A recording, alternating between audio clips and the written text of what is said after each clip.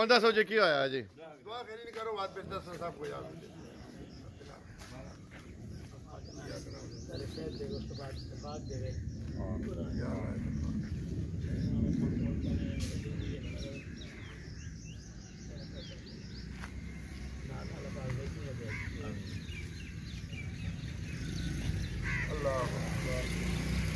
ये उन्हें जो है जी शादी विलेज कौंसिल पके पके दो बंदे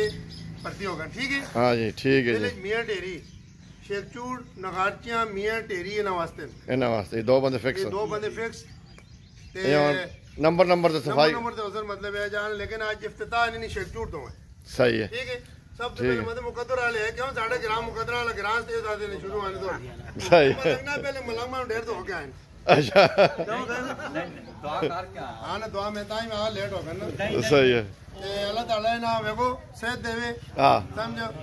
खिदमत खल करना रहे अल्लाह ताला ना पहले महीना जरा कोशिश के फिर आगे बिल्कुल बिल्कुल हर बंदे ने हर बंदे ने अपनी दुआ सलाम अपने ताल्लुक ये चलो दुआ परेशानी में किसी गले में नहीं होती ग्राह की ग्राह ने ना जी आज ये साडे ग्रां च आज सफाई शुरू कर सो सेंटर नाला कर दो अच्छा नाले तो पहले भी सफा करने पर वो बनाने ते मेरा मना कर छोड़या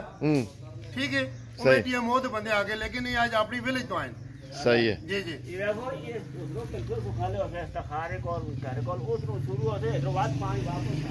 पानी ना उधर मैंने ना मैं तो आगे तो खैर करने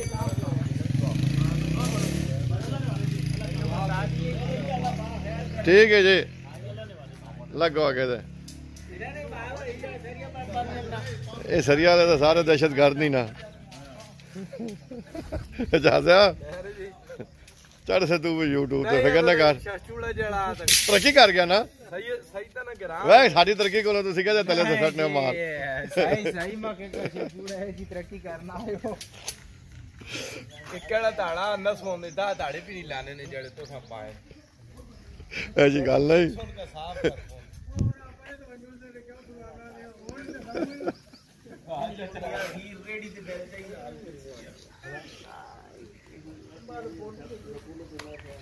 चलो जी।